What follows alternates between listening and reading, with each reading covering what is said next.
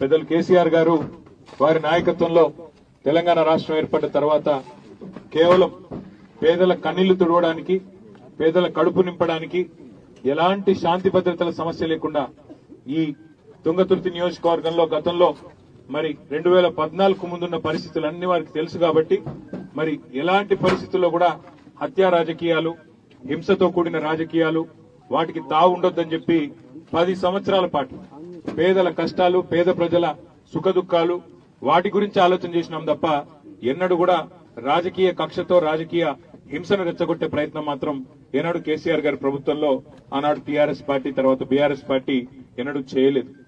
అందుకే 10 ఏళ్ల పాటు 2014 నుంచి 23 చివరి దాకా కూడా, డిసెంబర్ దాకా కూడా ఒక్క సంఘటన కూడా జరగకుండా కేసీఆర్ గారి పటిష్ట నాయకత్వంలో అందరం కూడా జగదీష్ రెడ్డి గారి నాయకత్వంలో ఉమ్మడి నల్గొండ జిల్లాలో శాంతి భద్రతలను కాపాడుతూ నీళ్లు తేవాలి, ఇంటింటికి నీళ్లు ఇవ్వాలి, రైతుల కడుపు నింపాలి అనే ప్రయత్నం మాత్రమే చేసినాం.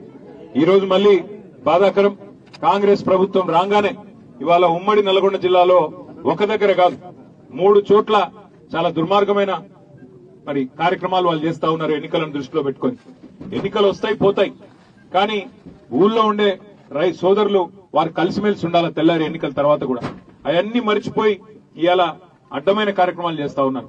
నూతన్కల్ మండలం లింగపల్లి గ్రామంలో దుర్మార్గంగా మరి మా నాయకుల మీద దాడి చేయడమే కాకుండా 11 తారీఖు నాడు ఎన్నికలుంటే 9 తారీఖు నాడు దాడి చేయడమే కాకుండా అందులో ఉప్పల మల్లయ్య గారు వారి కోడలు మరి ఇక్కడ వార్డు మెంబర్ గా పోటీ చేస్తుంటే ఆయన ప్రచారం చేస్తా ఉన్నాడు.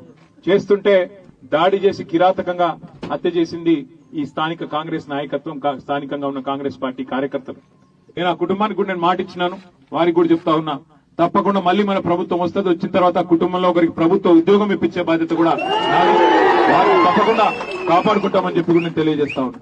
అట్లాగే ఈ పంచాయతీ ఎన్నికల్లో మరి ఇన్ని దౌర్జన్యాలు జరిగినా, ఇన్ని రకాలుగా కాంగ్రెస్ పార్టీ, కాంగ్రెస్ నాయకులు కవ్వించే ప్రయత్నం చేస్తున్న మొక్కవోని ధైర్యంతో ధీరోదాత్తంగా పోరాడి మరి దగ్గర 50% ఇవాళ సర్పంచ్ స్థానాలు కైవసం చేసుకున్న, వార్డు మెంబర్లు, ఉప సర్పంచ్లు గెలుచుకున్న మా గులాబీ సైనికులందరికీ శిరస్సు వంచి వారికి నేను హృదయపూర్వకంగా నేను అభినందనలు తెలియజేస్తాను.